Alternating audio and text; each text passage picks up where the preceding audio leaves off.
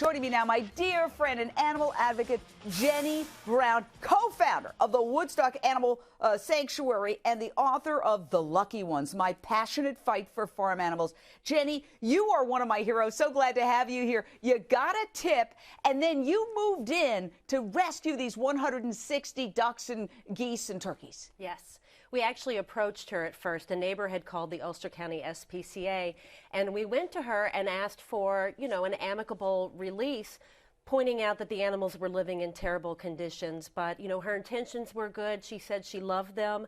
They gave her love, but the animals were living in deplorable conditions in a fecal stew of mud and filth without adequate outdoor access and shelter. Now, here's the thing. She said she loved them, but you were telling me that she was also allegedly ordering these animals through the mail, which is legal. Personally, I think it should be absolutely illegal to be able to order animals through the mail. That's a horror story in itself, Jenny.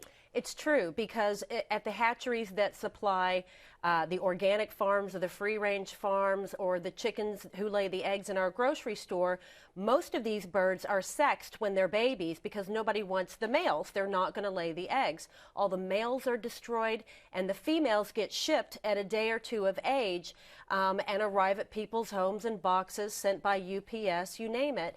And so people collect these animals and want the fancy breeds or just like to have the little babies and nurture the little babies. And we hear a lot of these cases. It's not a good idea, and that is disrespectful to, look at this. This animal, is this animal even alive?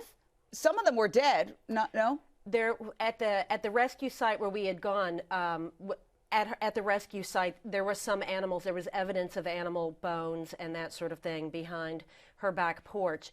But when we arrived there, none of the animals were dead, but some of them were very sick. That's good. Missing toes, missing eyes, most of their feathers, nutritional deficiencies, untreated wounds. Well, you did a great thing. 160 happy chickens, geese, turkeys. Now they're out of that place and they're in the Woodstock Farm Animal Sanctuary. This amazing story of Walter the Crow. This family rescued him. He was very sick, and when he got healthy, he adopted them and hangs out at the house and follows the kids to school and goes with them biking. And this is an example, Jenny Brown, director of the Woodstock Farm Animal Sanctuary, of how intelligent feathered creatures are. We don't give them enough credit for their intelligence. And sadly, in the case of chickens, they're the most exploited and abused beings on the planet. Millions of them live in giant factory farms, unable to spread their wings, never feeling the ground underfoot. We deny them a lot of their basic instincts and things that make life worth living to them.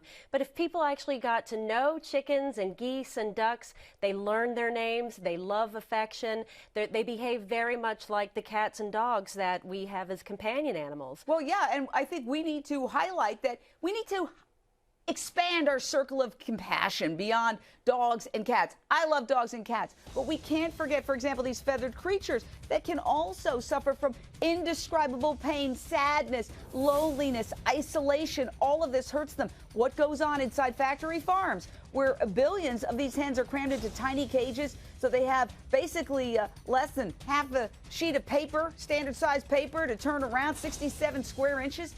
That is horrific for them. They feel that. Then there's the inhumane practice of foie gras, which is force-feeding ducks with a metal tube down their throat. That has been banned in California.